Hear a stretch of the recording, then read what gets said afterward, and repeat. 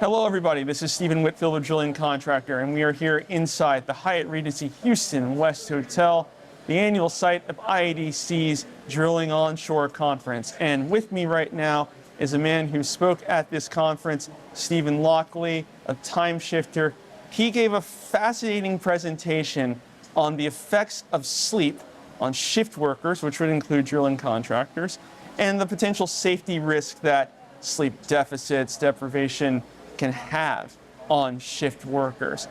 Now, we might not go into every little thing that he discussed. There was a lot that he talked about, but we'll try to sum it up in a quick little 5 minutes here. So, Dr. Lockley, thank you so much for joining me today.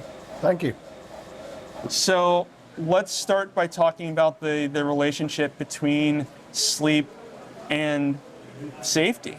You know, you went into it quite a bit about how if we don't get enough sleep, that can have some cumulative effects. Why don't you talk a little bit about that here? Yeah, we've known for a long time that if you don't sleep, you become sleepy. That's pretty obvious. But we're learning more about how long you have to be awake before it becomes a problem, or what time of day you have to be awake. And then what that does not only to your short-term safety risk, being sleepy at work, for example, but also your long-term health problems. And so we know that there's multiple factors that determine how sleepy you are at a particular time. One of them, of course, is how long you've been awake. The longer you're awake, the more sleepy you are. That's pretty obvious. Another is your circadian clock, or your 24-hour clock. You're obviously more sleepy at 3 in the morning than you would be at 3 in the afternoon because of that internal rhythm. There's also chronic sleep debt, which is what you build up when you don't sleep enough each and every day, and that can build up quite quickly. And then the fourth factor is something called sleep inertia, which is the grogginess that you have when you first wake up. And in some jobs, you have to perform very soon after waking, and that becomes a risk in terms of sleepiness. And so even if you're not a shift worker, if you don't sleep enough, you can have some of these factors affect your alertness, your safety, and your performance. But shift workers have a little bit more of a challenge because of the type of work they have. Let's talk about that challenge then. What makes shift work particularly challenging in sort of managing these, the things that we see with sleep? Yeah, so shift work is a challenge because it's going against our natural cycle. Our natural circadian clock is trying to send us to sleep at night and awake in the day. That's what we've evolved to do.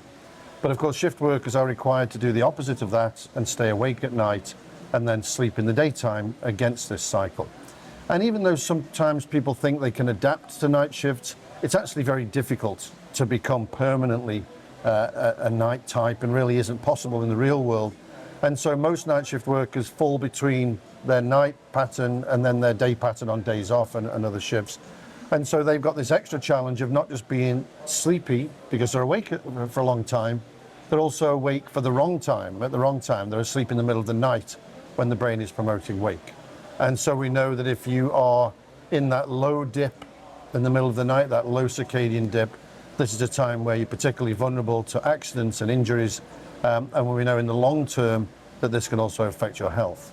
Now, We've talked about sort of the issue here. Of course, our audience, you present an issue to somebody, they're going to ask, well, what do we do about this? So for companies that like with drilling contractors, where you have to deal with a lot of shift work, how do you address this? Yeah, so we have to have shift work. We're not saying that we shouldn't have shift work. We, as a modern society, require 24/7 services, and drilling is one of those professions.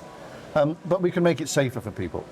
First of all, education is key. We have to tell people about the biology of shift work, why they're sleepy, so that they then can understand what to try and do about it. The second thing we can do is look at workplace lighting. Light is a stimulant, and so brighter light or bluer enriched, cooler looking light will alert the brain, whether it's the day or the night. And so if you don't have daylight available, try and bring daylight indoors. And even if you can't do continuous light exposure during a night shift, intermittent exposures are quite good. So during breaks, in bathrooms, in corridors, put this alert lighting in can help elevate the alertness of everyone there. A third thing that companies can do is screen their workers for sleep disorders. When we've looked at multiple professions, we find that between 20 and 40% of shift workers may have an undiagnosed sleep disorder. The most common of those is sleep apnea, where people struggle to have deep sleep because they wake up often, but also people have insomnia or restless leg syndrome or shift work disorder. And so you can have anonymous-based screening tools to help your workers get screened and treated. And again, that will raise their overall level of alertness. The fourth thing is to look at the shift rota patterns. There are good ways and bad ways to design a shift rota. And of course, there are differences between different businesses, but there's always a way to try and improve it by thinking about how the shift rotates, how long the shifts are the night shifts as long as the day shifts, and what time off do people have off after shifts. And so reviewing those is important. And the final thing, which is the work I've been doing over the past few years, is an app called Timeshifter, which is an app to help shift workers manage their own pattern. You put in your own work schedule, whatever schedule you've been given, and then it tells you when to see light, when to avoid light, how to use caffeine, when to nap, and even when to take melatonin if that's something you want to try, and helps you day-to-day manage your shift pattern that you've been given.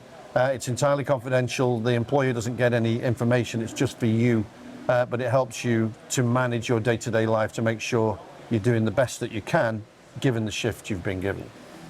So Dr. Lockley, so many things to consider, and it's fascinating to hear you sort of go over all those little details. We appreciate you telling us about this. Thank you. Thank you. And thank you for visiting drillingcontractor.org.